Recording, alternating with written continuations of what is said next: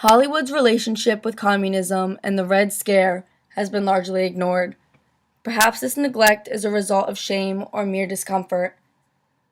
Individuals would rather turn a blind eye than voluntarily delve into what is widely viewed as one of the darkest periods in Hollywood's history.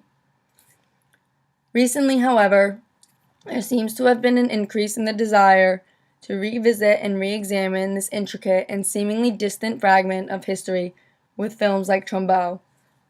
Trumbo works to uncover a fragment of Hollywood's history that is often swept under the rug, and while the film serves as an allegory for the dissolution of the Popular Front, it neglects to provide its audience with both a historically accurate portrayal of Dalton Trumbo and a full political picture of what the time period itself was like. While Trumbo seems to be a biopic at first glance, the film also serves as a vehicle for representing a significant shift in American politics. Some date the beginnings of the Popular Front to a speech given by Georgy Dimitrov, a Bulgarian, on August 2, 1935 at the 7th Congress of the Communist International. As Barrett states, Dimitrov moves for a new People's Front, consisting largely of progressive individuals to come together in the struggle against fascism. Democrats, communists, socialists, and other progressives thus came together in order to attempt to drive out fascist regimes and the threats they posed. However, the paranoia and political climate throughout the Red Scare pushed the existing political divisions in the Popular Front, as seen in the demise of Eddie and Trumbo's friendship throughout the film. As James R. Barrett states, there is little doubt that the party facilitated its own demise by abandoning its Popular Front policies and strategies for an extreme sectarianism forged in the context of the Cold War and McCarthyism. In coming together to combat fascism, a collection of vastly different political parties attempted to set aside their differences in pursuit of a common objective. However, once the temperature was turned up and people began to sweat, individuals began to give in to the already existing, yet brushed aside fissures in the front. Thus Trumbo, as Frederick Jameson would likely view it, serves not as a simple distraction from day-to-day life, but instead as a means of tapping into and exploring the social and political anxieties and fantasies of post-war Hollywood. Trumbo brings these tensions to the surface in hopes of somehow managing and making sense of them. A major criticism of the film Trumbo is its portrayal of Dalton Trumbo as a watered-down version of who he actually was.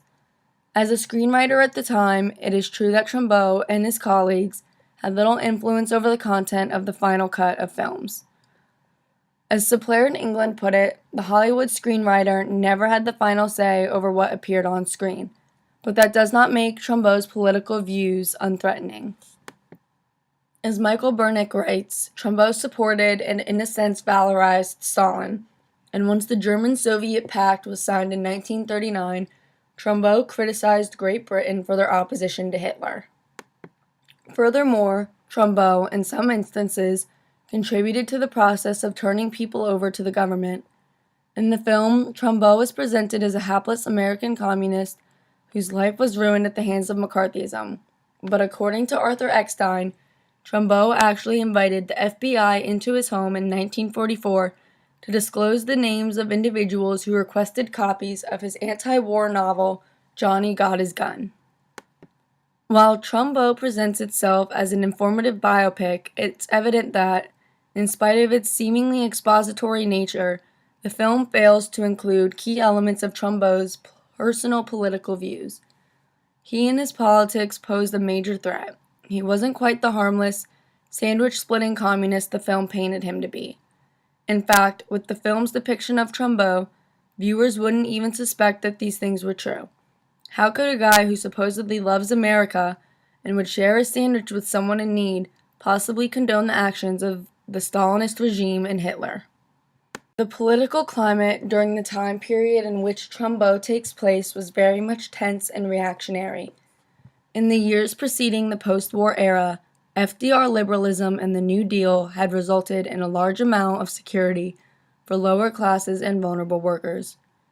Social Security, the Works Progress Association, and the Fair Labor Standards Act, which established minimum wage, were all pieces of New Deal legislation. The New Deal's steps towards improving the lives of those in the workforce was an incredibly large gain for labor, and this served as a threat to the members of the ruling classes. These gains for labor caused the ruling classes to feel threatened, which called for a return of power to upper classes and created the conditions necessary for neoliberalism. As Harvey states, neoliberalism is the process of restoring class power, and with the dissolution of the Popular Front and the era of FDR liberalism coming to an end, the perfect opening was made for neoliberal thought to swoop in and get to work. Perhaps another error made on the film's part in terms of misrepresenting the political climate in the country at the time is this notion that the civil rights movement was happening in the background of the Red Scare, that the two were disjoint and unrelated. The only indication the audience gets of the possibility that members of the Communist Party in the United States were involved in the civil rights movement is the interaction between Trumbo and Virgil Brooks in the supply room of the prison they're both at. In reality, the Communist Party itself had a stance on civil rights, but this is hardly acknowledged in Trumbo.